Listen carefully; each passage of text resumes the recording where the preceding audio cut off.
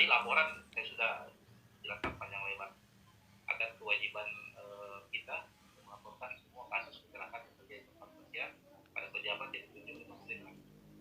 Nah sekarang semua hasil daripada pemeriksaan kita, hasil investigasi kita, meskipun kita perlu belajar investigasi ya. Tadi saya jelaskan memang bahwa semua laporan-laporan kita ya sebaiknya kita sajikan dalam statistik, namanya statistik kecelakaan kerja. Ya. Kenapa pentingkah pendekatan statistik ini dalam melakukan analisis?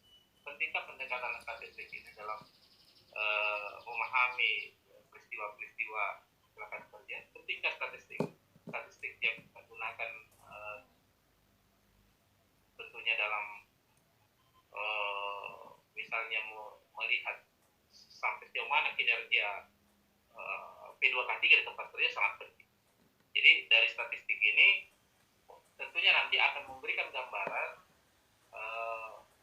terkait sejauh mana penerapan K3 yang sudah kita lakukan. Dari statistik ini memberikan penjelasan kepada pimpinan berdasarkan kondisi-kondisi atau situasi K3 di tempat kerja kita. Ya, sehingga sebaiknya kalau kita membuat statistik kecelakaan kerja itu ya jangan hanya dalam bentuk tabel, ya, jangan hanya dalam bentuk deskriptif pernyataan-pernyataan. Tapi kalau bisa penyampaian kita itu ya bagusnya dalam bentuk grafik, dalam bentuk diagram, ya, dalam bentuk gambar-gambar.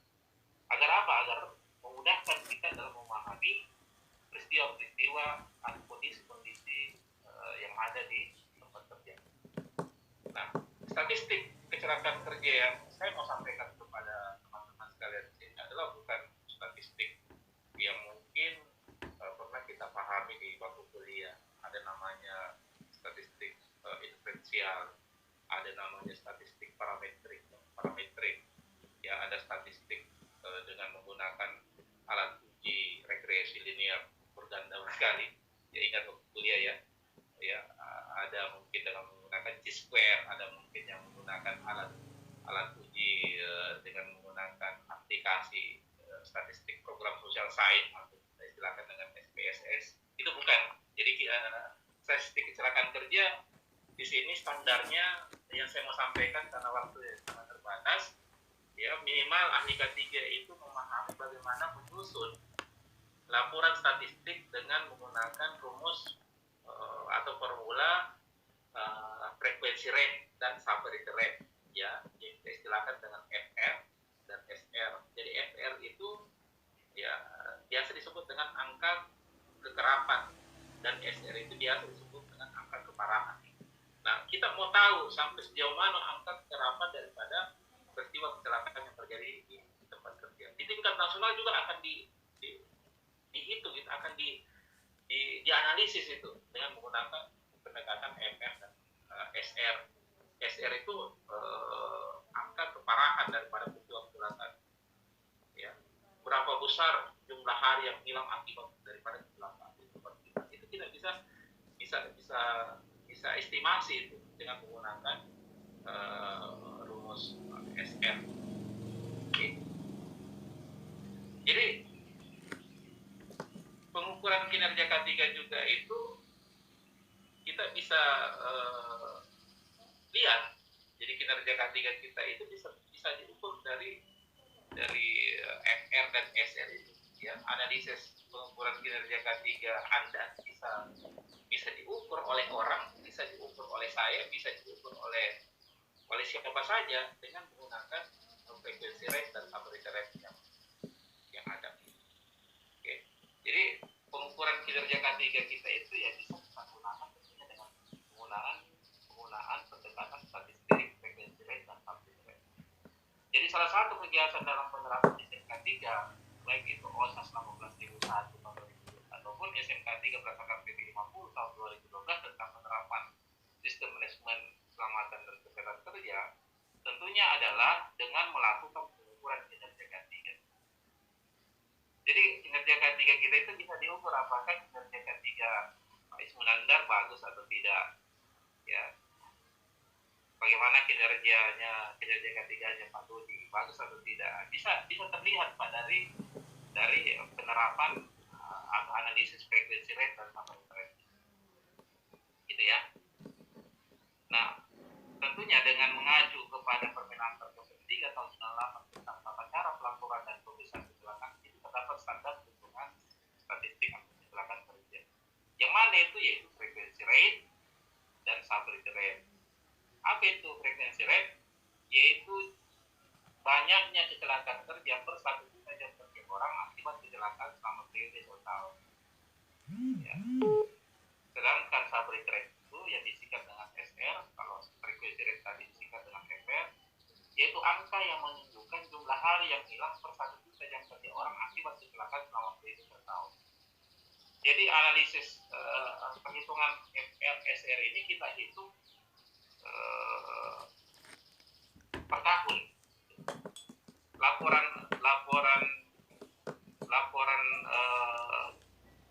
frekuensi rate dan severity rate dari perusahaan, laporan kita ke pemerintah melalui Dinas Tenaga Kerja di pengawasan tenaga kerjaan yang ada di wilayah kita, tentunya ya kita lakukan, kita hitung setiap tahun. Nah, biasanya itu kalau kita sudah pahami dalam P2K3 ya, dalam materi P2K3 kemarin atau pengembangan ketiga, kan ada kewajibannya untuk perusahaan untuk melaporkan kegiatan-kegiatan P2K3 itu melalui Departemen AS. Ya, pelaporannya itu kita bisa lakukan 4 kali pelaporan, ya, yang dibagi ke 4 triwulan, triwulan pertama, triwulan kedua, triwulan ketiga, dan triwulan keempat. Ada 4 triwulan itu, ya, dari Januari sampai Maret, ya, kemudian April sampai Juni, kemudian Juli sampai September, Oktober, ya, September, ya, Oktober sampai Desember. Jadi ada 3 bulan, 1 kali triwulan itu per 3 bulan kita laporkan laporan P2K3 kita. Nah, untuk laporan FR/SR ini sebaiknya kita laporkan di triwulan keempat di Desember, ya, dan nanti menyampaikan di sana. Nah, harapan kita nilai frekuensi rate dan severity rate yang ada di tempat kerja kita ini, harapan kita berapa? Berapa nilainya harapan kita? Hasil angka keparahan dan kerapan.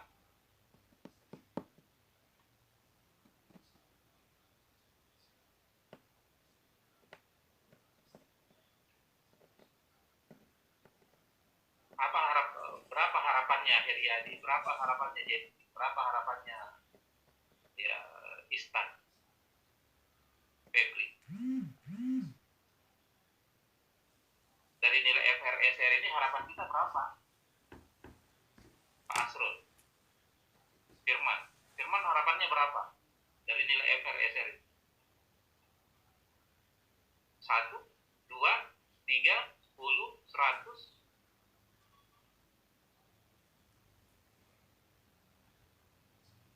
Dia harapannya dia berapa untuk nilai FR/SR?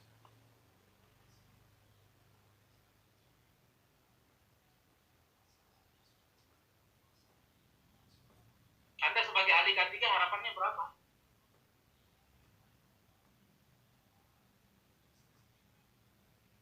Harapan kita setiap hari, harapan kita, ya.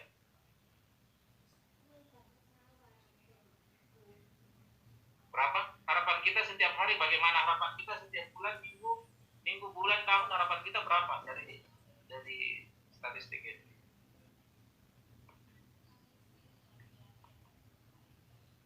Jadi Pak, harapannya jangan sampai ya sampai dalam masalah dalam melakukan pekerjaan itu, harapannya jangan sampai ada kecelakaan. Iya, berapa? Iya, berapa? Jangan sampai ada kecelakaan terjadi. Jadi harapan kita berapa nilainya? 2, Pak. Dasarnya 2 dari mana?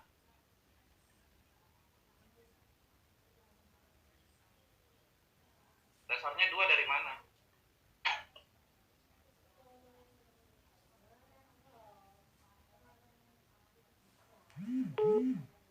Ya, tadi ada yang menyebut 0. Oh, iya, Pak. Jadi harapan kita 0, nihil. Nah, inilah yang harus kita capai. Jadi kalau bukan 0 yang kita hasilkan dalam setiap hari, setiap bulan, setiap tahun, berarti kinerja K3 kita dipertanyakan.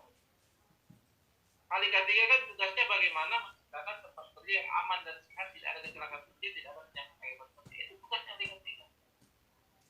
Kita digaji di perusahaan untuk ditempatkan di departemen HST sebagai ahli K3 ya dalam rangka supaya nihil kecelakaan. Nah, kalau ada kecelakaan, maka jadi akan ditanyakan itu kinerja K3 atlet. Oke ya, tadi sudah ada yang menyatakan tadi. Itu yang benar, bukan 2. Dasarnya dari mana Bu 2? Nah, sekarang kita lihat rumusnya. Ya. Jadi untuk FR itu kita bisa dapatkan dari rumus sama dengan jumlah kecelakaan kali 1 juta dibagi jumlah JKO. Jadi 1 juta ini sudah baku ya. Dibagi jumlah JKO. Yang mana itu jumlah JKO? Jumlah JKO itu diperoleh dari jam kerja sebenarnya. Ditambah lembur, dikurangi absensi. Itulah yang disebut dengan JKO. Jam kerja sebenarnya, ditambah lembur, dikurangi absensi. Yang mana itu jam kerja sebenarnya? Ya, jam kerja kita dalam sehari berapa? 8 jam untuk 5 hari kerja, atau 6 jam untuk 8 jam untuk 5 hari kerja, atau 7 jam untuk 6 hari kerja. Ya. Itulah yang kita minta sama HRT, berapa jam kerja sebenarnya untuk semua tenaga kerja. Inilah yang kita akumulasi. Makanya nanti pembaginya adalah jumlah JKO. Berapa orang jumlah tenaga kerja? 500 misalnya. Dari 500 tenaga kerja ini penerapan jam kerja kita berapa sih? Misalnya 8 jam.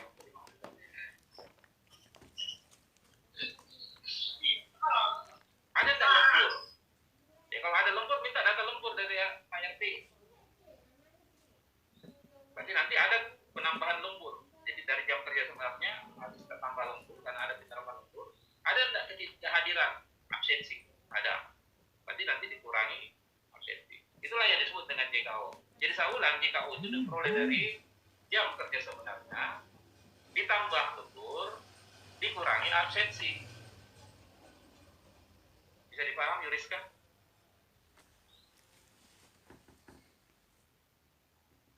Ya, halo Yuriska, bisa dipaham? Iya? Ini monitor atau tidak ini?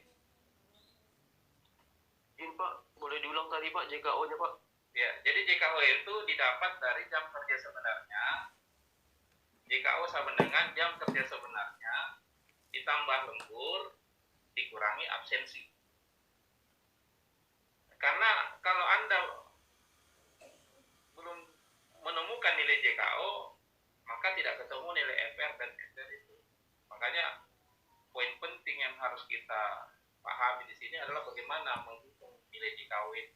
Nah, rumusnya tadi saya sudah sampaikan bahwa JKO itu adalah jam kerja sebenarnya ditambah lembur dikurangi absensi. Nah, kalau ada ahli K3 umum yang tidak tahu menghitung JKO, dipertanyakan keahliannya juga.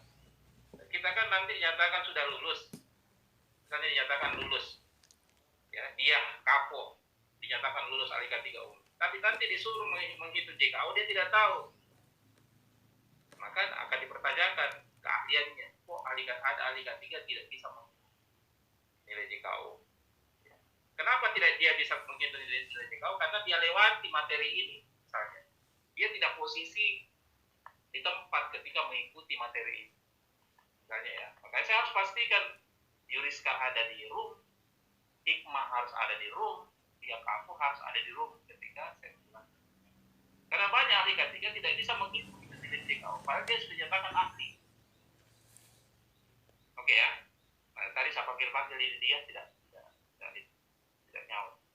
Yuriska juga tidak nyaut. Ya, kemungkinan dia tidak posisi di room.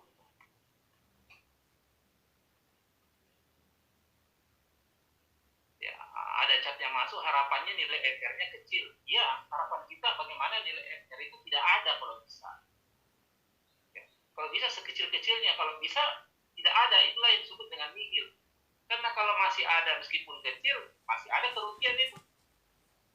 Ini ada yang chat ya, harapannya nilai FR-nya kecil. Kalau bisa nol. Kalau kecil itu ya masih ada kerugian. Sedangkan tugas kita adalah bagaimana tidak ada kerugian. Oke ya.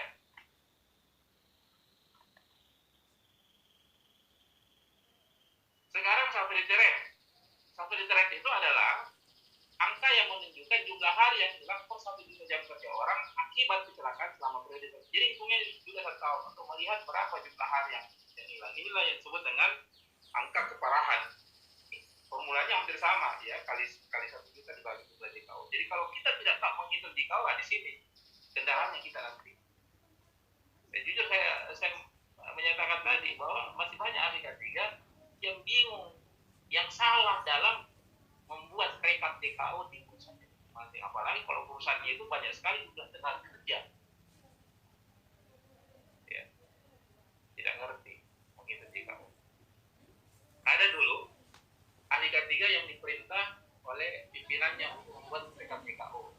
Ya, disuruh pimpinannya dapat surat dari Senaker ya untuk pengajuan silakan untuk mengajukan penghargaan K3.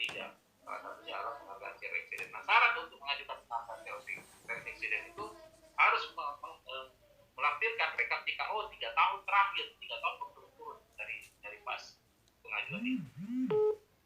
Nah, pimpinannya itu menyuruh ahli K3-nya buatkan rekapan DKO 3 tahun terakhir. Bertanya ahli K3-nya, apa itu JKO, Pak? Pak ahli K3 tidak ngerti JKO. Kata pimpinannya, saya juga tidak tahu. Karena di sini saya lampirannya, lampirkan rekap JKO 3 tahun terakhir. Bukannya kamu tahu sebagai ahli K3, saya tidak tahu, Pak. Belum pernah dapat infonya atau ilmunya dan sebagainya. Karena pimpinannya coba ke Disnaker tanyakan. Coba ahli K3 tidak paham. Gitu. Akhirnya saya kasih petunjuk cara menghitungnya. Saya tanya kok ikut di mana dulu. Jadi, oke ya, itu yang rawan ketika kita diminta untuk menghitung JKO kita sendiri yang tidak tahu. Dan saya berharap di ruangan ini, di kelas ini ya paham menghitung JKO. Contoh soal, sebuah tempat kerja telah bekerja 365.000 jam orang. Berarti ini sudah ditentukan nilai JKO-nya.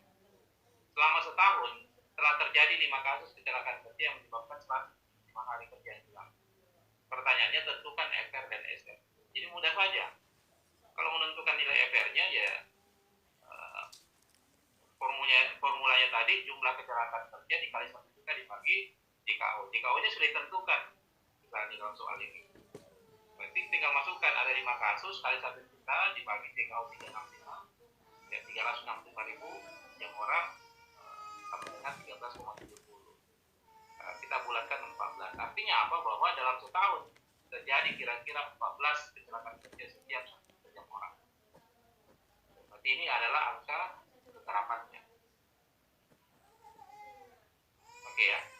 Kemudian untuk nilai SR-nya ya ada 175 hari yang hilang.